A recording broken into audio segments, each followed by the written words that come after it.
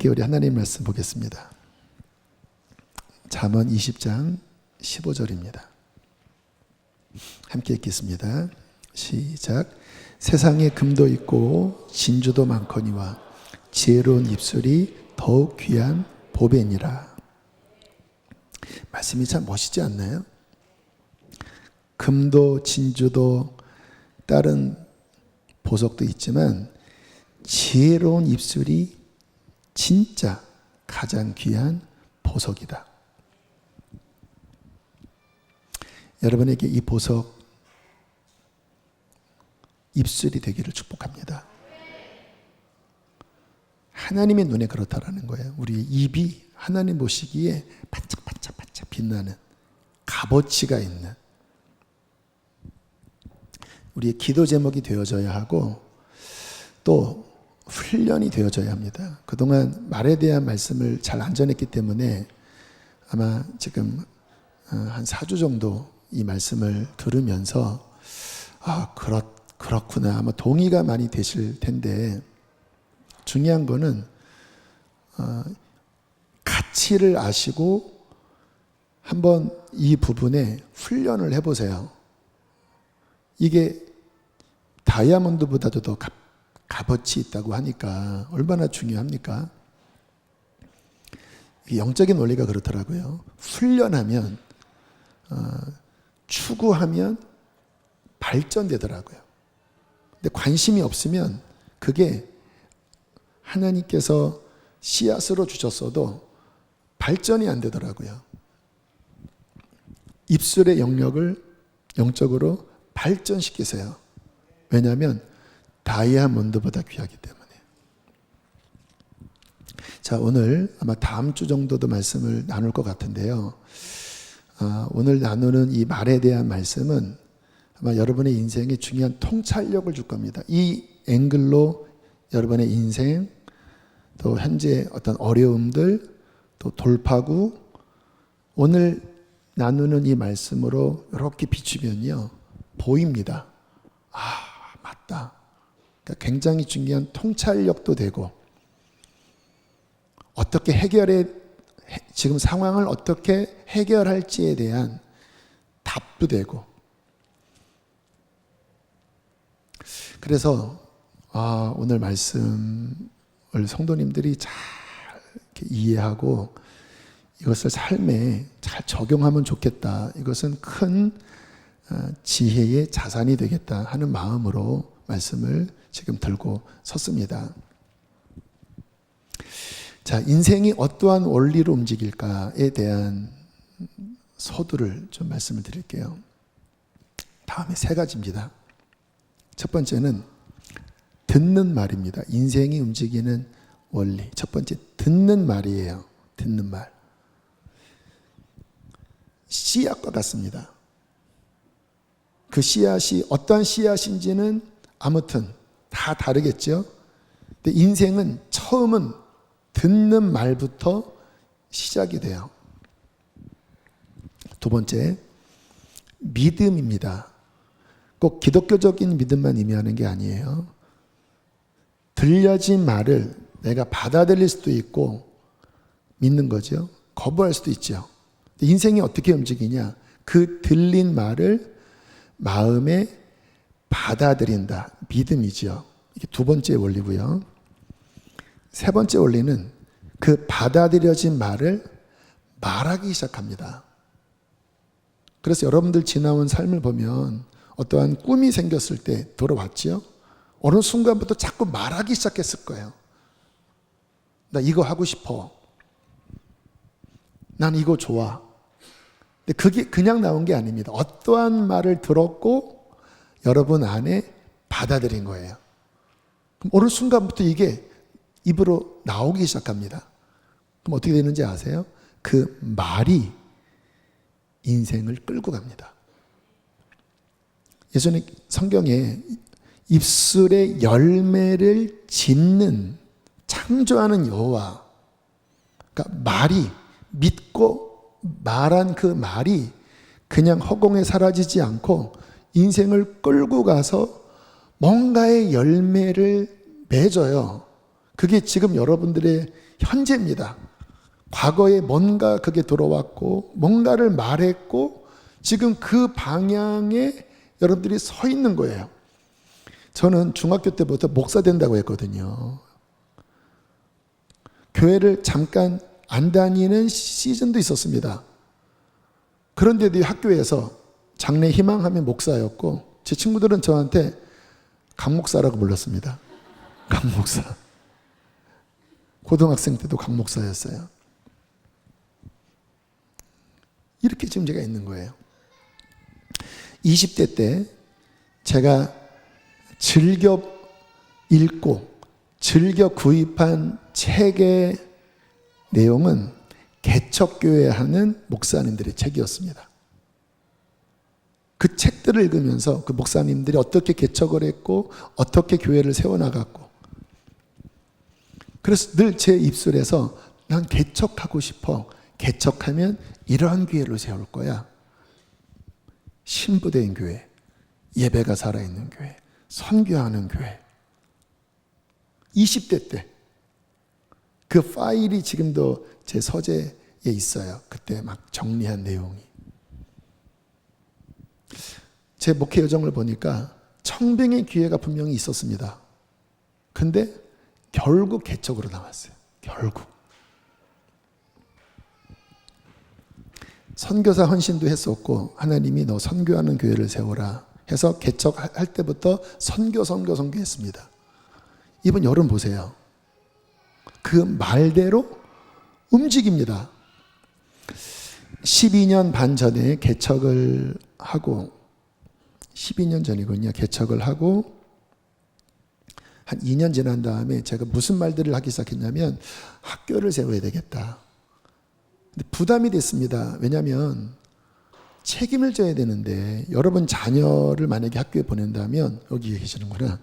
책임을 져야 되는데 쉬운 일이 아니잖아요. 근데 자꾸 말을 했습니다. 왜냐하면 어떤 생각이 들어왔었거든요. 근데 키즈함이 이번에 생기죠. 아니, 아기 학교 생기죠. 유치원 생겼죠. 초등학교 과정 적지만 아이들 한 19명. 매일마다 아이들 막 뛰어다녀요. 학교 생겼죠. 청소년 지금은 이제 뿌리를 내려서 막 열매를 맺어가고 있죠. 신기하지 않나요? 어떠한 생각이 제 안에 심겨졌고 저는 믿음으로 말을 했고 그게 제 인생의 열매로 뭐 100%다 열매를 맺었다고 할 수는 없지만 그 방향으로 끌려간다라고 하는 뭐에 의해서? 말에 의해서.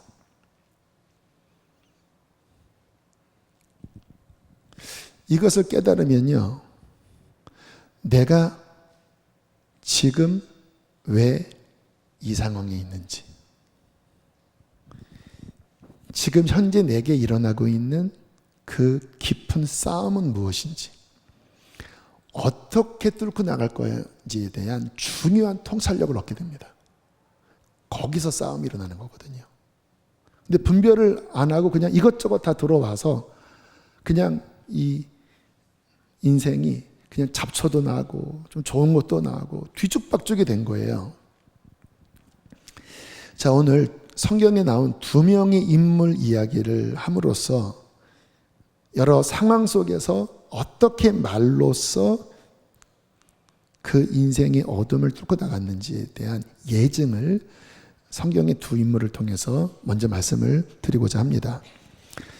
여인입니다. 아주 절망적인 상황에 있는 여인이었어요. 성경을 함께 보겠습니다. 마가복음 5장 26절 시작.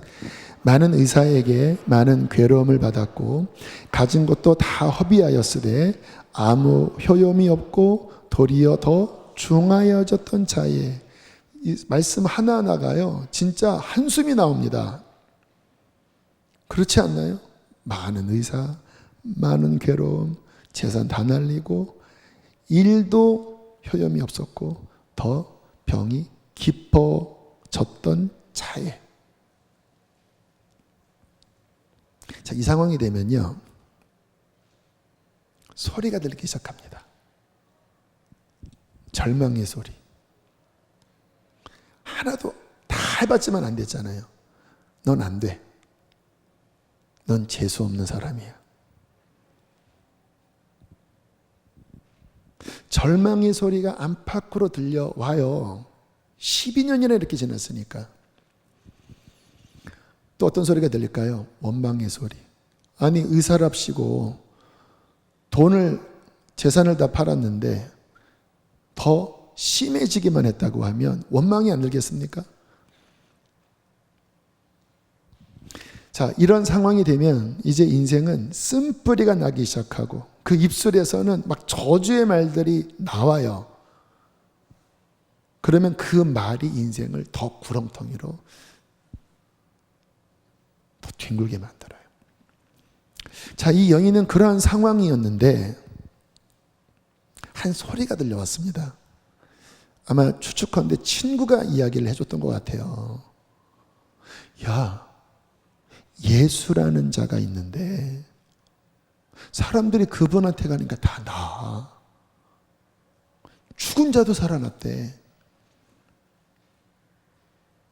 이 말을 들었을 때 여인의 마음이 어땠을까요? 불이 반짝 들어왔을 것 같아요. 왜냐면 다 이제 소망이 꺼져버렸잖아요. 예수? 죽은 자도 살렸다고?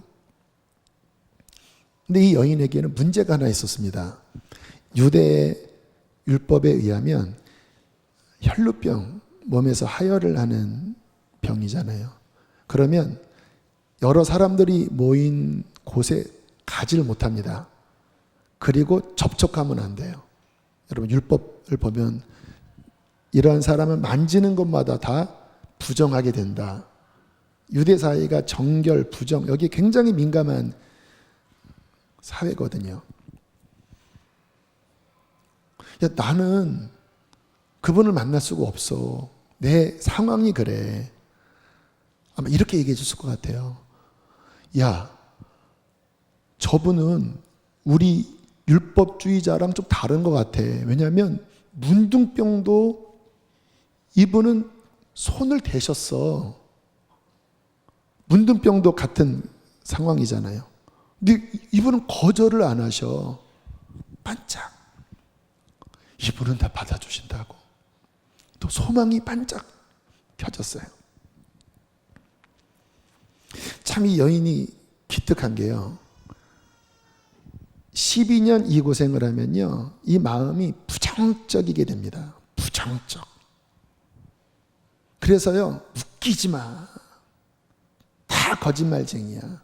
보통 이렇게 나오거든요. 마음이 강팍해집니다.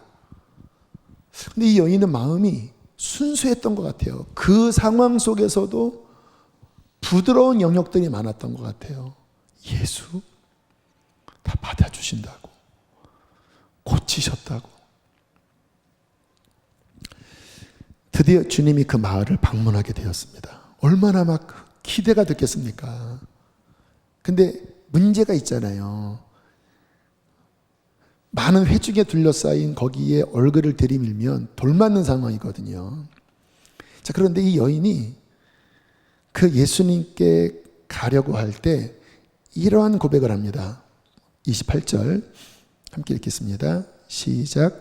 이는 내가 그의 옷에만 손을 대어도 구원을 받으리라 생각함일러라. 근데 여기 개역 개정에는 생각함일러라고 했는데 킹 제임스 버전에는 for she said. 그녀가 말을 했다라고. 만약에 내가 그분의 옷자락만 만져도 나는 온전해질 거예요 하고 she said. 그래서 헬라 원본을 한번 찾아봤습니다. 그랬더니 이렇게 번역되어 있더라고요. 그녀는 말하고 있었다. 그러니까 킹 제임스 버전이 정확하게 해석을 한 거예요. NIV는 thought, 생각했다라고 번역을 했더라고요. 근데 원어는 그녀는 말하고 있었다. 여기에 강조점을 두고 있어요. 자, 보세요. 가지를 못합니다. 문화 속에서. 근데 마음속에 친구가 전해준 그 한 조각 같은 그 말을 심었잖아요. 그분은 받아주신대. 마음에 들어온 그 생각을 이 여인은 말하기 시작했어요. 그분은 나를 받아주실 거야. 장벽이 생겼잖아요. 근데 뭐라고 말하고 있습니까? 기어서라도 가서. 어떻게 기어갔을까요? 아마 수건이나 숄이나 이런 걸로 아마 얼굴을 가렸을 것 같아요. 동네 사람들이 아니까. 근데 막 군중들이 막 몰려가니까 이렇게 가리면 숨을 수 있으니까. 그리고는 엎어져서 기어서 간 겁니다. 그 유대인들 그 숄 끝에 술이 달려져 있거든요. 그 율법서에 보면 술을 달아라 그랬잖아요. 그래서 기어가서 붙잡은 거예요. 어떻게 기어갈 수 있었을까요? For she said. 그녀는 말했기 때문입니다. 뭐를요? 그 한 조각 같은 그 자비에, 그 예수에 대한 그 친구가 전해진 그 말을 그 중차대한 그 절망적인 상황에서 마음에 받아들였던 거예요. 그리고 말을 한 거예요. 그분은 받아주셔. 그러면 이거 가리고, 그러면 대화가 안 되는 상황이니까 옷술이라도 만지면 되지. 그 말을 한 거를 통해서 기어간 거예요. 예수님 입장에서 보세요. 막 밀려서 가고 계셨습니다. 근데 갑자기 띵! 주님 안에는 하나님의 엄청난 능력이 충만하게 거하고 있었는데 갑자기 쑥 하더니 그 능력이 빠져나가는 거예요. 주님은 순간적으로 전체 상황을 아셨습니다. 여인의 상황을. 그래서 갑자기 멈춰서 주님께서 찾기 시작하셨습니다. 야, 잠깐. 지금 누가 나를 만졌어. 만지자마자 흘러나갔어. 다른 사람들은 내가 말을 해줘야 그때 간신히 이렇게 받았는데 지금 얘는 그렇게 해서 나를 믿고 와서 만지자마자 하나님이 그냥 은총을 쏟아 부어주었어. 누구야? 나 얘 격려하고 싶어. 두려워하지 말고 좀 얼굴 좀 보여주렴. 그랬더니 여인이 저기 도망가고 있다가 멈춰서서 울면서 그 수건을 벗고 제가 만졌습니다. 여인아, 두려워하지 말아라. 내 믿음이 너를 구원하였으니 병에서 놓여 평안히 가거라. 잘했다. 그게 믿음이야. 잘했어. 원리를 보실까요? 그 절망적인 상황이, 부정적인 말들 속에서 그 마음은 한 조각 자비의 하나님의 말씀을 붙잡은 거예요.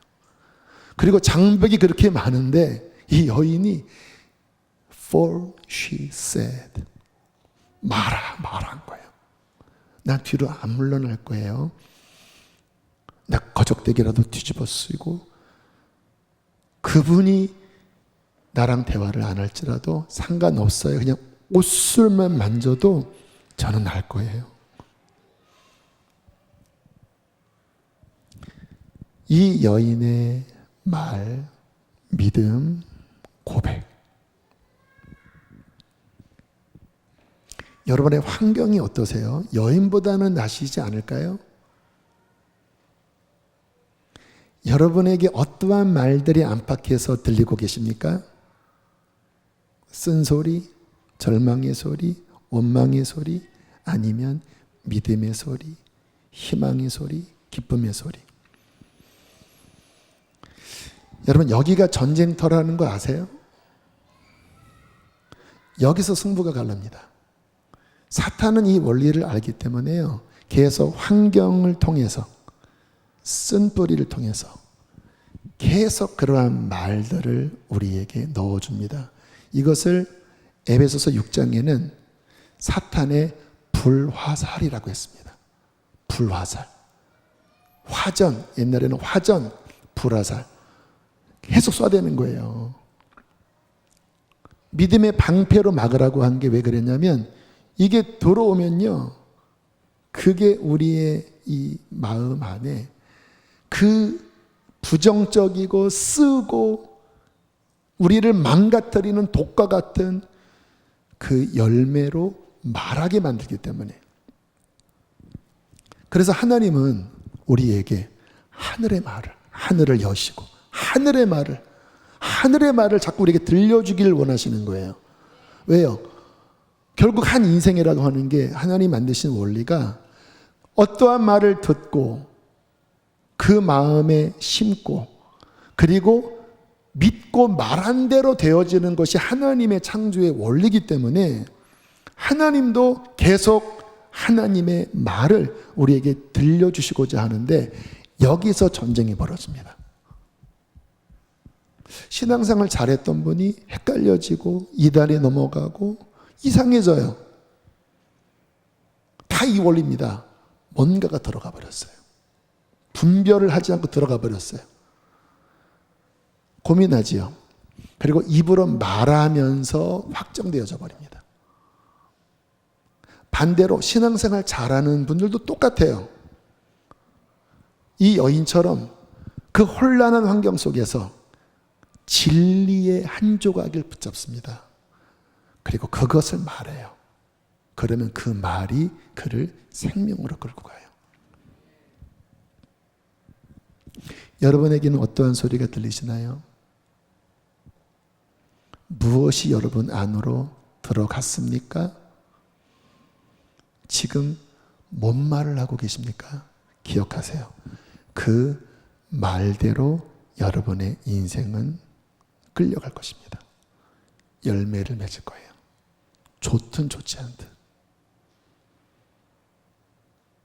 뿌리부터 분별하셔야 돼요.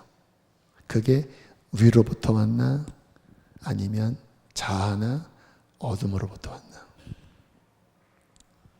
성경에 또 한 인물을 소개하겠습니다. 이분도 좋지 않은 환경에 둘러싸여 있는 인물입니다. 시편 57편 4절입니다. 함께 읽겠습니다. 시작. 내 영혼이 사자들 가운데에서 살며 내가 불사르는 자들 중에 누웠으니 그들의 이는 창과 화살이요 그들의 혀는 날카로운 칼 같도다. 사자들, 라이언입니다. 라이언. 사자들 속에 사는 듯해. 그러니까 다 죽이려고 하는 상황입니다. 그들의 이는 창과 화살, 날카로운 칼처럼 자신을 찌르고 상처내고 죽이려 하고. 그러니까 너무 괴로운 거예요, 지금 이 사람이. 그리고 생각하면 우라통이 터지는 겁니다. 우라통이. 왜? 여기가 상해버리니까. 6절 함께 읽겠습니다. 시작.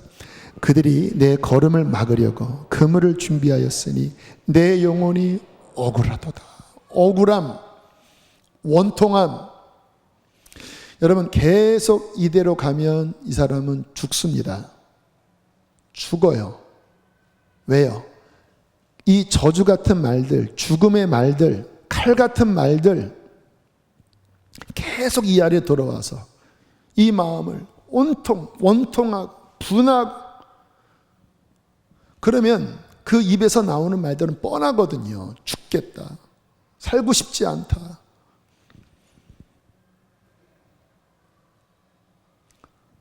그래서 성도들은 하늘의 소리를 들어야 합니다.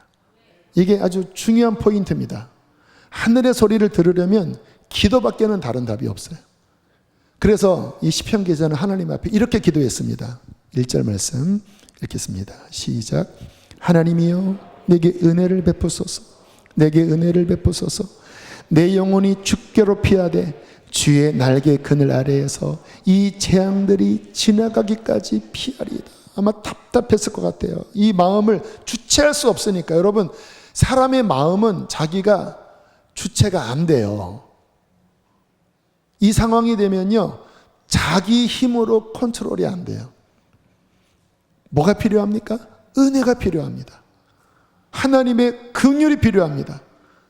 그러니까 막 매달려 하나님 은혜가 필요합니다. 주님 내가 도망갈 곳은 피할 곳은 하나님 품밖에 없는데요. 하나님 이 재앙과 이 악한 말들이 지나가기까지 저를 좀 보호해 주세요. 저에게 힘을 주세요. 아마 한동안 그렇게 밤을 지새우면서 하나님께 매달렸던 것 같아요. 근데 기도가 놀라운 것은 기도하면 하늘이 열려요. 경험해 보셨나요? 저는 너무나 많이 경험합니다. 그리고 그 불화살 같은, 찌르는 창과 같은, 사자의 울음소리와 같은 그 소리가 잦아들고 위로부터 하나님이 주시는 그 소리가, 뭐 귀로 들리는 건 아닌데 그 소리가 갑자기 임하기 시작합니다. 그럼 순식간에 정말 돌파가 돼요. 순식간에 막 눌려있고 이 마음이 해결이 안 되고 막 답답하다가 갑자기 그것이 임하면 정말 뚫려져요. 왜? 결국 말이 영이거든요. 그러니까 그 찌르는 말, 저주의 말, 절망의 말은 단순한 말이 아니라 그 속에 영이 있는 겁니다. 그래서 그러한 생각 속에 잡혀있는 집의 분위기는 침침합니다. 커튼도 닫고 집안 분위기가 무거워요. 영입니다. 영. 거기에는 그 말들이 잡고 있어요. 그런데요, 주님의 이 말이 위로부터 오잖아요. 그러면 공기가 바뀌는 거 아세요? 공기가 바뀌어요. 그래서 이 시편 기자가 막 매달리다가 갑자기 전환이 일어날 때 이렇게 고백을 합니다. 7절입니다. 제가 읽을게요. 하나님이여, 내 마음이 확정되었고 내 마음이 확정되었으니. 그 전까지 흔들리고 있었거든요. 근데 이 하늘의 말이 들리자 다시 마음이 잡혔고, 그리고 아직 불완전했던 마음을 선포로서 딱 잡습니다. 하나님, 내 마음 정했습니다. 그러면요 더 굳건하게 돼요. 반복합니다. 내 마음이 확정되었습니다. 내가 노래할 겁니다. 찬송할 겁니다. 8절을 함께 읽겠습니다. 시작. 내 영광아 깰지어다. 비파야 수금아 깰지어다. 내가 새벽을 깨우리로다. 좀 전까지는 절망에 눌려 있었잖아요. 그래서 다윗이 비파와 수금을 즐겨 치던 사람이었지만 칠 마음이 안 들죠. 여러분 그런 상황 되면 예배하고 싶지 않죠. 그러니까 비파 수금을 저 구석에 쳐박아놓고 있던 거예요. 동굴 저 깊은 곳에.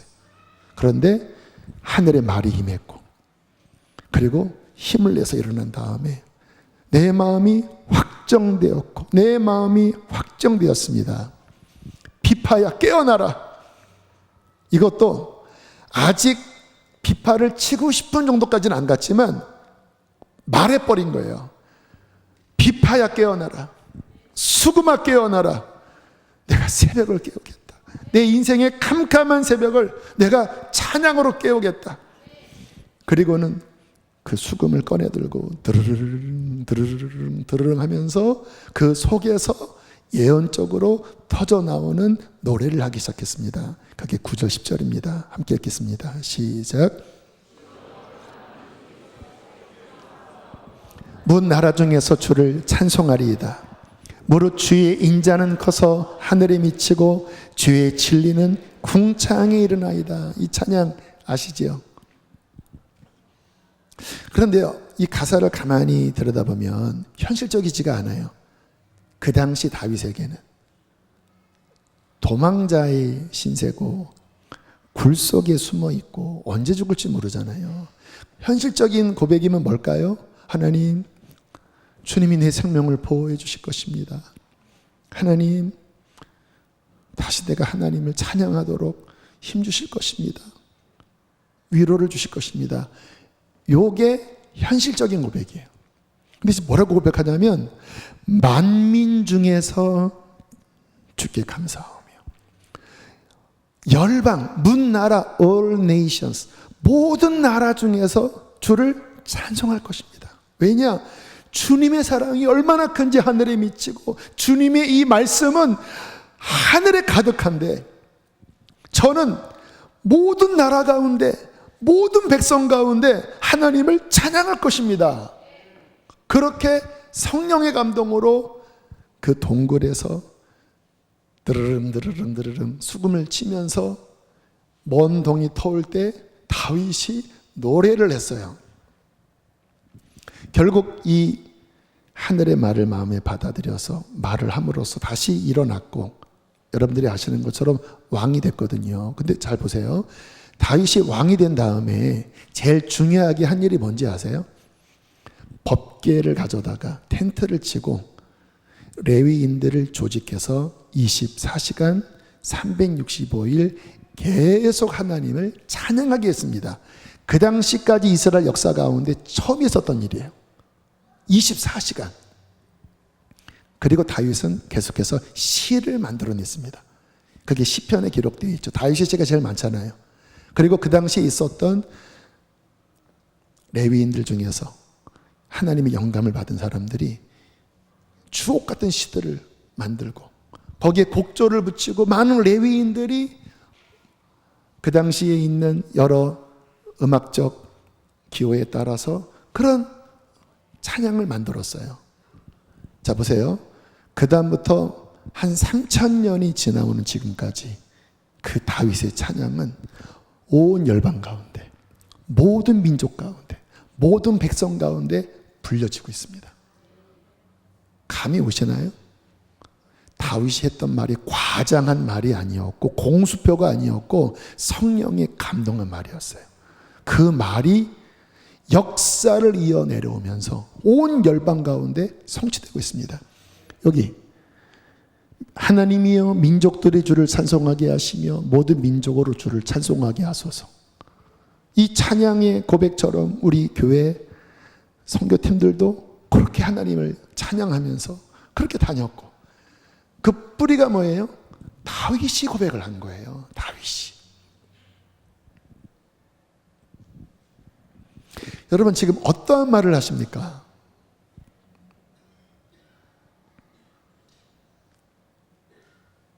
당신의 그 말이 당신의 인생을 끌어갈 것입니다. 그래서 오늘 솔로몬이 했던 말이 진짜입니다. 말씀 보실까요? 시작. 세상에 금도 있고 진주도 많거니와 지혜로운 입술이 더욱 귀한 보석입니다. 보석. 그렇잖아요. 금, 진주 모아봤자 얼마나 돈이, 몇 천만 원? 몇 억? 그런데 정말 하나님의 이 지혜로 그 입술을 열어서 말한다면요, 대대로 그 말이 대대로 열매를 맺고 하나님께 영광을 돌리고 그 인생을 영화롭게 하니, 여러분의 입술이 그 보배로운 입술이 돼서 여러분의 가정을 살리고 여러분의 인생을 살리고 하나님의 나라를 영화롭게 해야 되지 않겠습니까? 그래서 말을 훈련해야 합니다. 여기가 전쟁터이기 때문에 어떻게 사용하느냐에 따라서 보석이 되기도 하고 잘못하면 독이 되기도 하기 때문에, 인생을 망가뜨리는 독이 되기도 하기 때문에 이 영역에 관심을 갖고 훈련하고 파수꾼을 세우고 성령이 주시는 그 생명의 말들이 흘러나오도록 해야 하나님 보시기에 당신의 입술이 다이아몬드가 될 것입니다. 루비가 될 것입니다. 진주가 될 것입니다.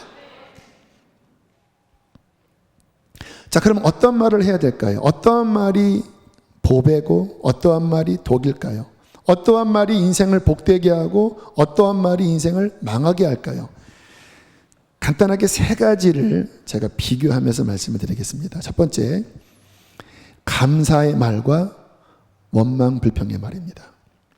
성경은 감사라고 하는 고백이 굉장히 많아요. 아까 마지막 우리 예배 찬양의 끝 찬양이 여호와께 감사하라, 그는 선하시며 인자하심이 영원하미로다.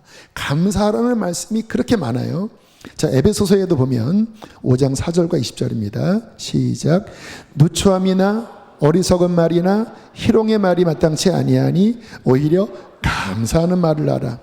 범사에 우리 주 예수 그리스도의 이름으로 항상 아버지 하나님께 감사하며, 항상 쓸데없는 말 하지 말고 오히려 감사의 말을 해라. 감사합니다. 감사합니다. 여러분, 사람의 말에 중요한 기능 중에 하나가 강화의 기능입니다.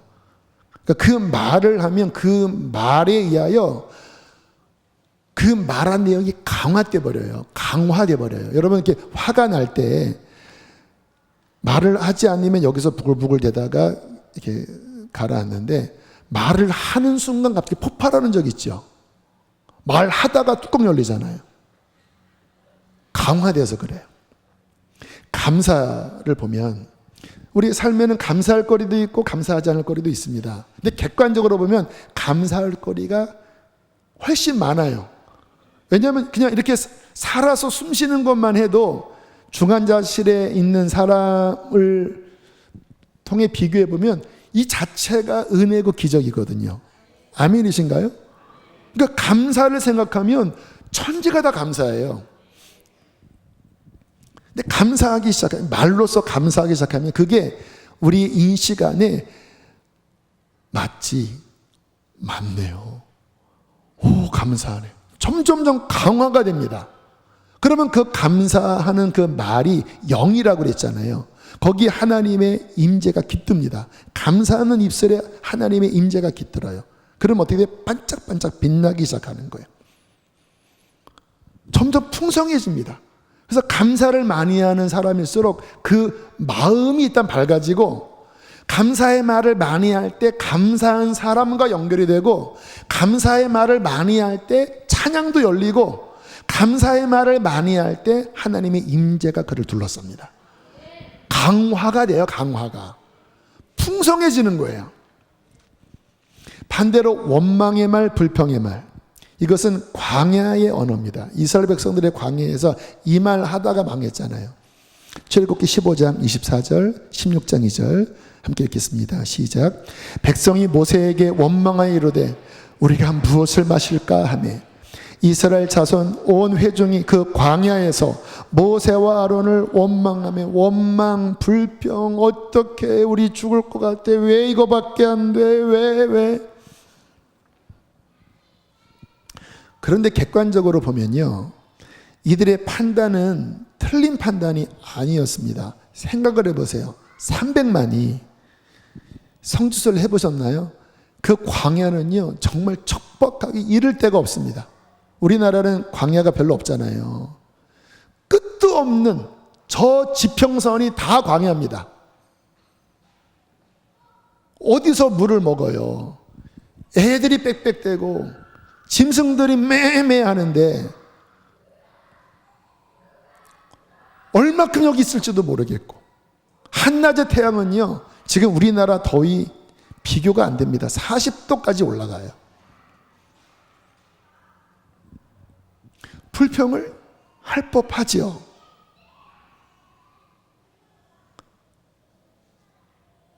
애굽에서 우리가 왜 나왔는지 모르겠다, 충분히 말할 만합니다.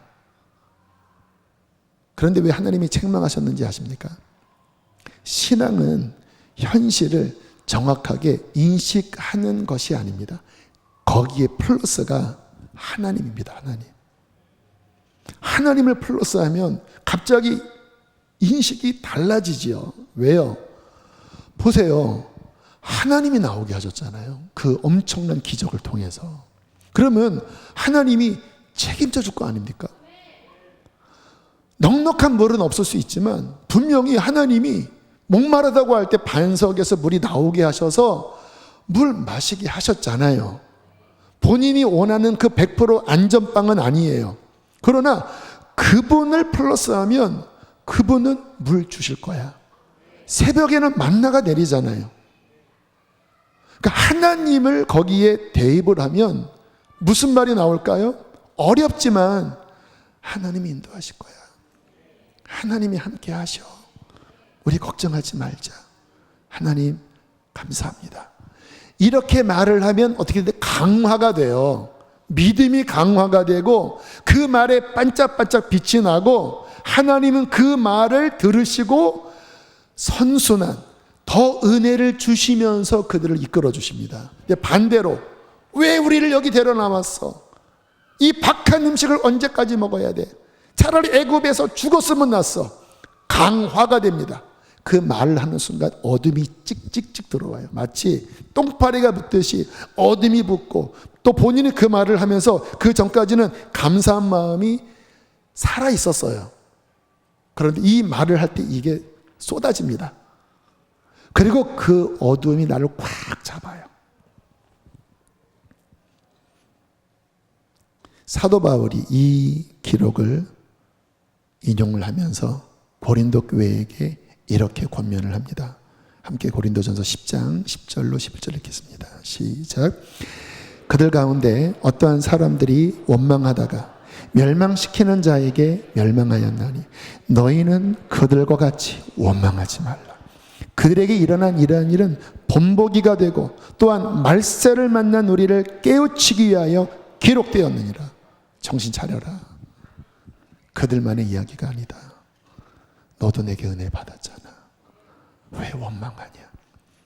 원망하면 멸망시키는 자로 말미암아 멸망당한다.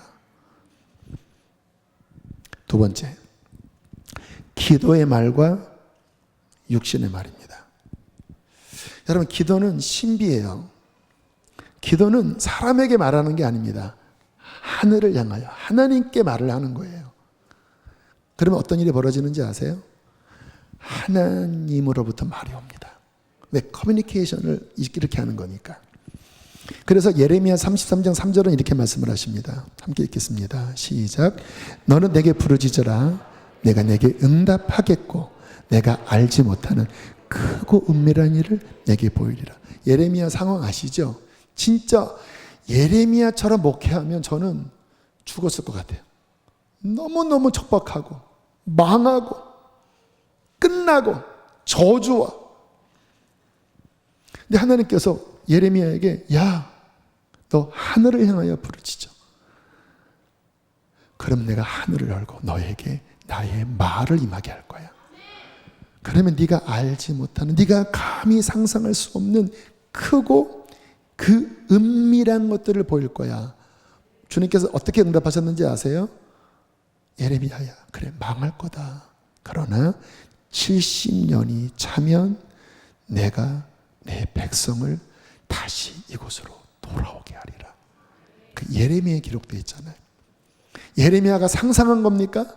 아니면 긍정적 사고방식으로 오히려 예레미야는 그런 것들을 오히려 경계했습니다.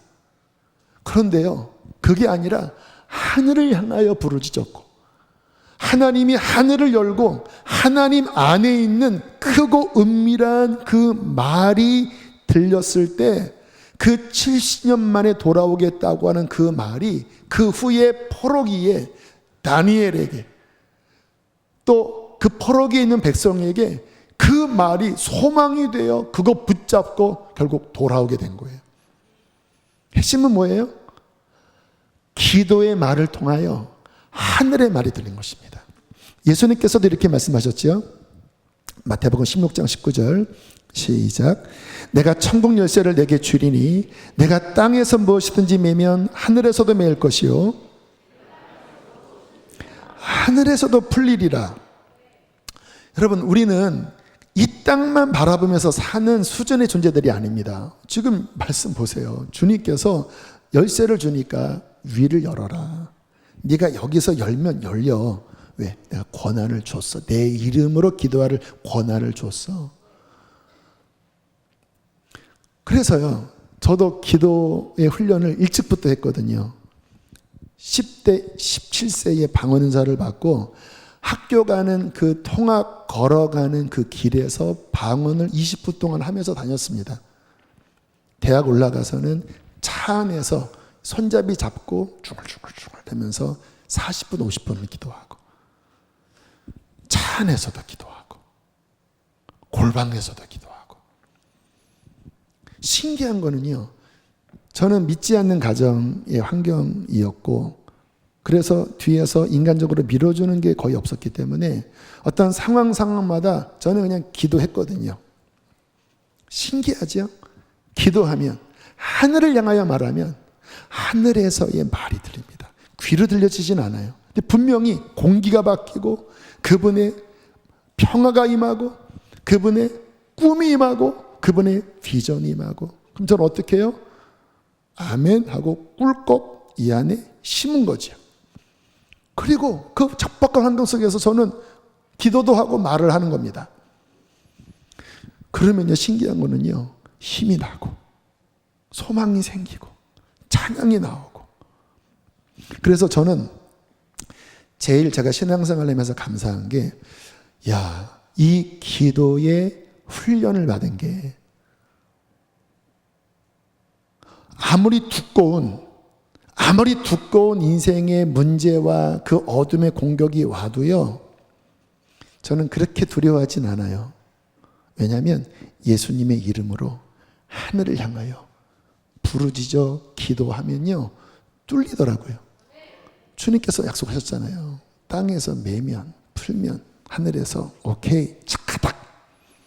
시간은 걸려요. 근데 열리기 전까지는 어떠한 싸움이 일어나는지 아세요? 그 육신의 말, 어둠의 말, 쓴 말들이 막 눌러요. 그거 계속 들으면 어떻게 된다고요? 죽어요. 그런데 주님이 훈련을 시켜주셨으니까 나갑니다. 열리면 순간 평정이 돼요. 그러니까 어떻게 한순간에 이렇게 바뀌나? 사람이라는 존재는 과정이 있어야 되잖아요. 과정이 아니라 영적 세계는요, 한순간이더라고요. 갑자기 순간 180도 바뀌었습니다.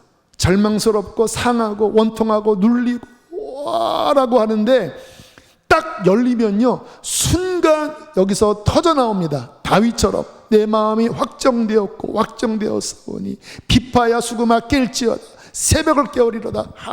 순간 바뀌면서 그 하나님의 소망과 그 하나님의 말이 나를 사로잡고, 그것을 울꺽 아멘으로 받아들이고 그것을 또 하나님께 화답하면 이기는 겁니다.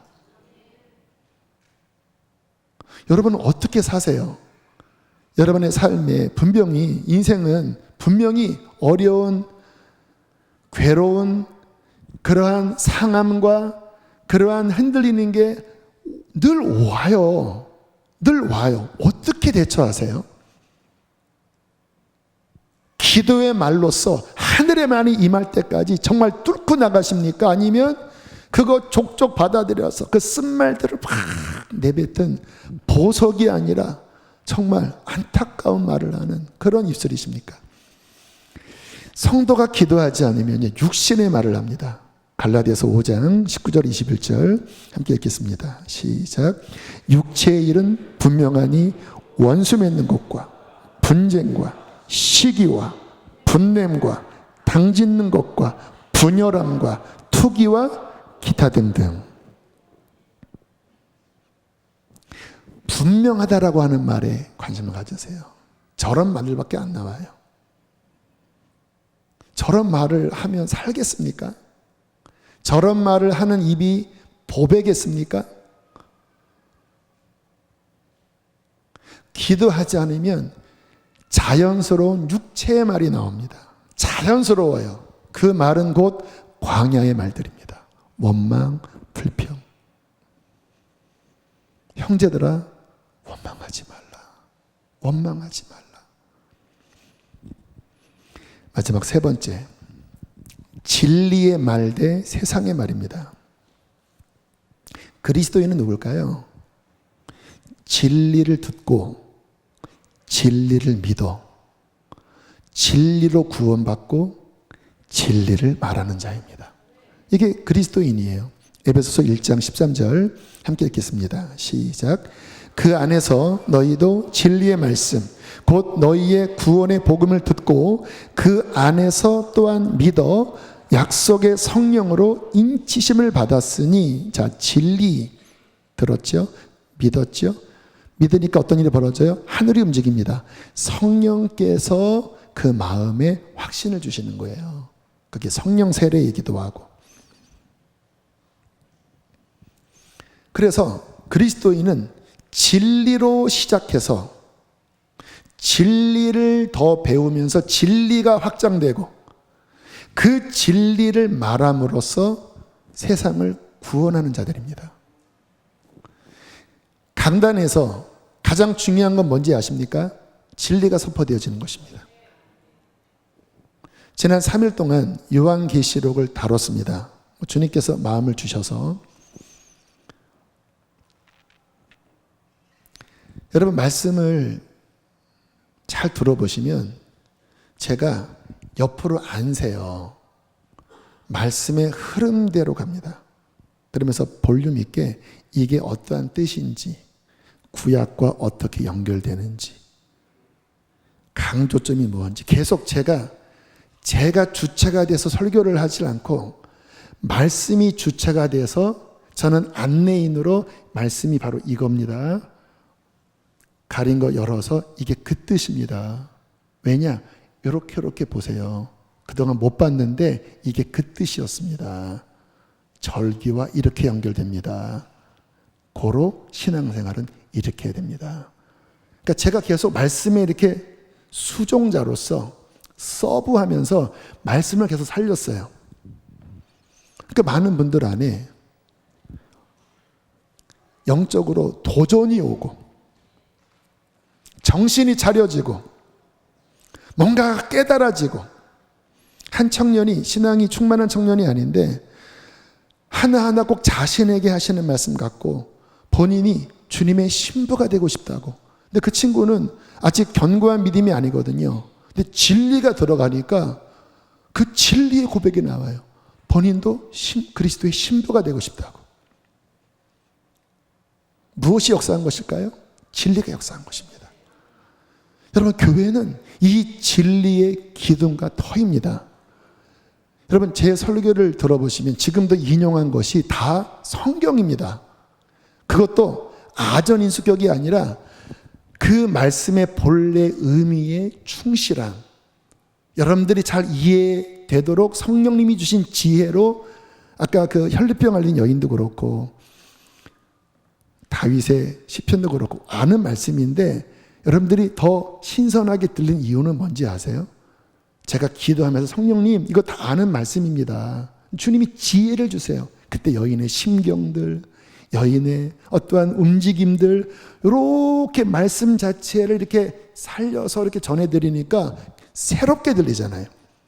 그러니까 제가 설교하는 방식이 이것저것 가급적 안 섞이기를 바라요. 왜냐하면 제가 20대부터 훈련을 하다 보니까 섞이면 제가 알아요. 이거 인간적인 말이 들어가네. 틀린 말은 아닌데 하나님이 지지하는 말은 아니네. 그러니까 가급적이면 말씀이 전하려고 하는 여기에 제가 목매면서 말씀을 준비합니다. 하나님, 주님의 좀 감동 주시고 하나님이 전하려고 하는 그것을 하나님 알려주세요. 그러니까 딴 것들이 잘 들어올 여지가 없습니다. 왜? 말씀 하나 제대로 밝히는 것도 쉽지 않은데 거기에 뭐를 더 제가 첨가해서 뭐 다른 철학자의 이야기를 하겠습니까? 다른 무슨 유명한 사람의 무슨 말을 보태겠습니까? 저 그러고 싶지 않아요. 왠지 아세요? 진리는 순전할 때 더 능력이 있습니다. 그래서 어떤 분들은 제가 목회하는 스타일이 좀 마음에 안 드실 수도 있어요.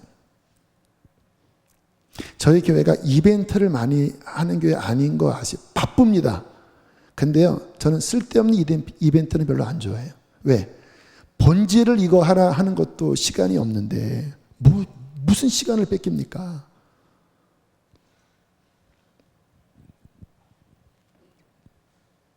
여러분, 분명하게 신앙관을 가지시길 바랍니다. 진리를 배우십시오. 그리고 진리를 함께 우리 살기를 힘씁시다. 그리고 진리를 말합시다. 그때 살아나는 거예요.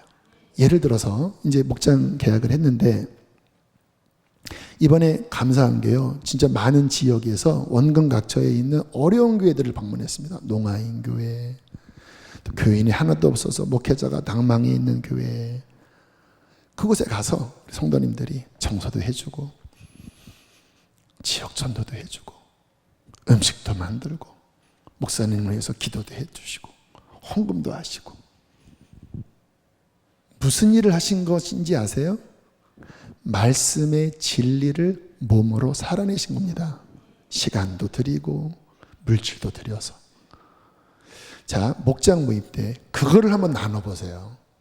얼마나 기뻤는지, 그때 그 목회자가 살아나는 것을 보면서 여러분들이 어떤 감동이 있었는지, 또 어떠한 여건이 안 되는 가운데서도 여러분들이 실천하셨는지를 나눠보세요. 그러면요, 말하면서요, 아까 강화된다고 그랬죠. 갑자기 마음이 벅차오르기도 하고, 전에 없었던 기쁨과 활력이 솟아나기도 하고, 야, 참 잘했다. 처음에는 부담스러웠는데 하길 잘했다. 이게 막 일어날 거예요. 왠지 아세요? 진리가 움직이는 겁니다. 진리가. 근데 만약에 모이는데 다른 쓸데없는 뭐 세상 이야기, 뭐 주식 투자하는 이야기, 뭐 골프 이야기, 그런 얘기를 해보세요. 하지 마세요.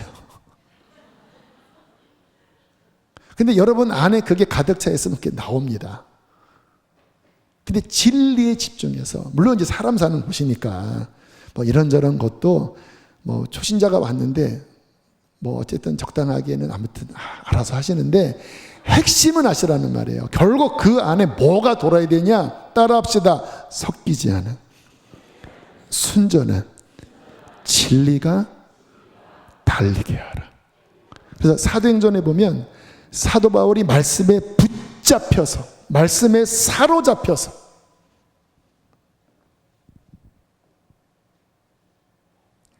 말씀도 아직 제대로 우리 안에 정리가 안 됐는데 말씀부터 보세요. 말씀부터. 그래서 목장 모임의 핵심은 무엇입니까? 한 주간 오병이요, 읽고 여러분들이 살아내려고 몸부림친 이야기, 또 주일이나 금요일 하나님 말씀, 그 말씀이 내게 비춰져서 깨닫고 적용하고 깨트리고 몸부림치는 이 이야기가 움직일 때 목장은 더 활력이 있어질 것입니다. 사람들은 살아날 거예요. 그 입술이 다이아몬드입니다. 그 입술이 복되게 할 것입니다. 세상의 말, 육신의 말, 원망 불평의 말, 인생을 결코 복되게 못합니다. 망하게 합니다. 오늘 마지막으로 여호수아가 여기 생명과 사망의 길이 있는데 너희가 길을 택하라. 정말 그러한 심정입니다. 우리가 살 수 있는 길, 승리할 수 있는 길, 복된 길이 지금 이 말씀 앞에 놓여져 있고, 여러분들이 택하셔야 합니다. 물리칠 것들을 물리쳐셔야 합니다. 그리고 목마르셔야 합니다. 하나님, 당신의 그 생명의 입술을 내게 주시옵소서. 주님, 그것이 내 입에서 흘러나오게 하여 주시고 그것으로 하나님께 영광 돌리는 인생 되기를 원합니다. 우리 함께 시간 찬양하시겠습니다.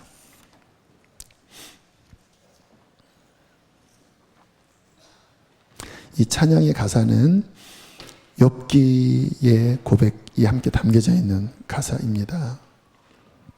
이것을 믿음으로 고백하시면서 모든 상황 속에서도 감사하는 마음이 더 일어나게 되기를 축복합니다.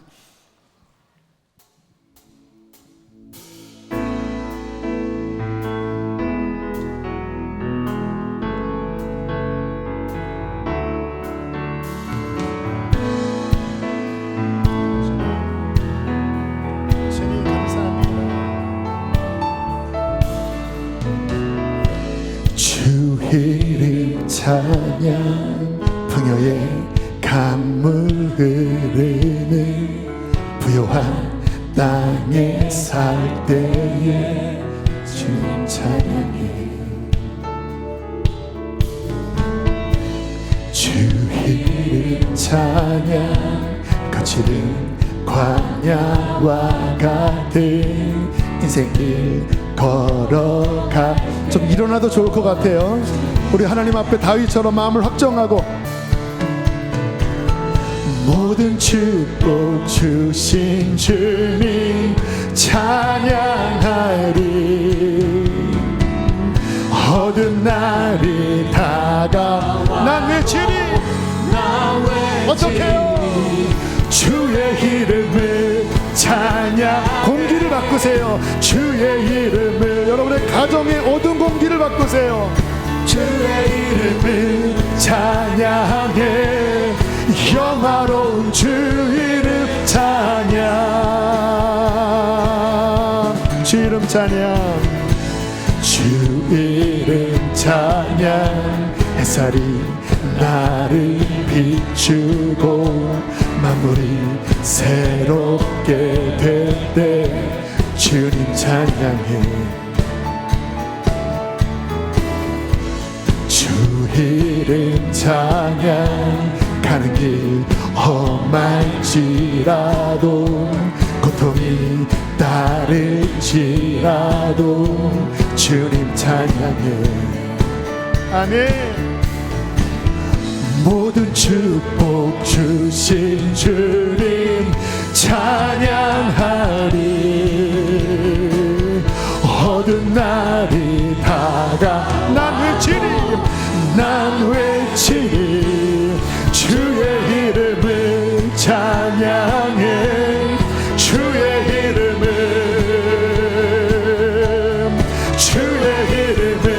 찬양해 영화로운 주의 이름을 찬양해 주의 이름을 아멘 주의 이름을 찬양해 영화로운 주 이름 찬양 주님은 주시며 주님을 찾으시네 내 맘에 하는 말 주 찬양하시나 주님은 주시며 주님을 찾으시네 내 맘에 하는 말 주 찬양합니다 주의 이름을 찬양해 주의 이름을 여러분 지금 말의 싸움이 일어나고 있습니다 진리의 말로 쫓아내셔야 돼요 꾸짖어 쫓아내셔야 돼요 주의 이름을 찬양해 주의 이름을 찬양해 우리 말씀을 기억하면서 주여 두 번 부르시고 우리 간절하게 기도하시겠습니다 주여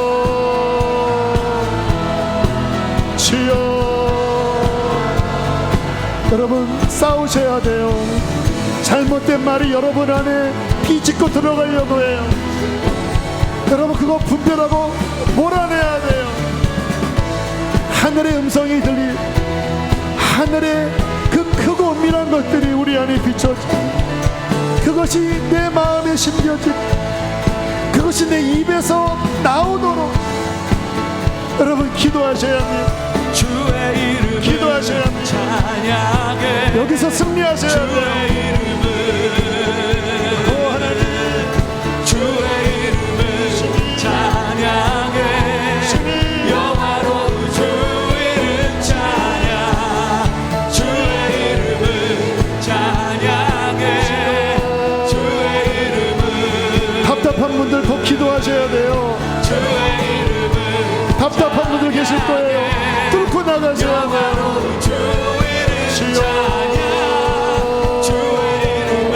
불쌍히 여겨달라고 은혜를 달라고 기도하세요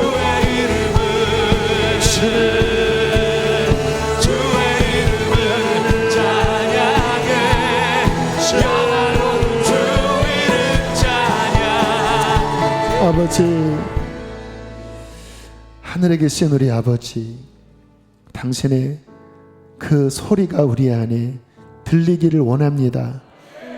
하나님 많은 성도들이 미혹 가운데 말의 전쟁 가운데 하나님 승리하기보다는 그러한 생각과 말들을 받아들임으로 저는 영적인 어둠 가운데 아버지 공격당하고 있습니다. 하나님 비춰주시옵소서. 성령께서 분별하게 하여 주시옵소서. 하나님께서 당신의 그 진리와 평강과 겸손의 음성을 들려주실 때에 우리의 영이 깨어나고 살아나고 평강을 얻을 것입니다. 주님, 교회를 주 앞에 올려드립니다. 주님께서 종에게 주신 그 마음을 하나님 선포하고 그 길로 아버지 확정하여 나갈 것입니다. 죽은 영혼을 깨우고 진리를 선포하고 끊임없는 예배로서 하나님 성도들이 그 성령의 충만함으로 그렇게 무장되고 설 수 있는 그 교회로 이 종이 믿고 말하고 나갈 것입니다. 하나님, 이 말로써 아버지 성도들을 일으켜 주시고 세워 주시고 하늘의 문을 활짝 여시고 그 하늘에 있는 그 생명의 말로 주님, 우리 교회를 충만하게 채워 주시옵소서.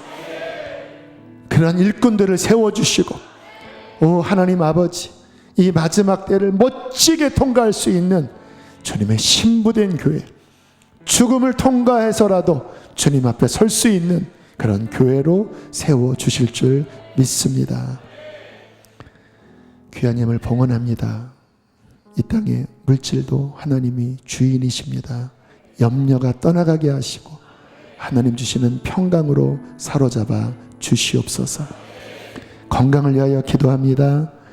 질병에서 놓여 강건할지어다. 활력을 주시고 건강히 하나님을 섬기도록 성도들을 보호하여 주시옵소서. 이제는 우리를 죄에서 건지신 예수님 구원의 은혜와 아들을 내어주신 우리 아버지의 크신 사랑과 우리 안에 내주하셔서 하늘의 말을 들려주시는 성령 하나님의 교통하심이 우리 교회 안에 성도들 안에 충만히 함께 있을지어다. 아멘.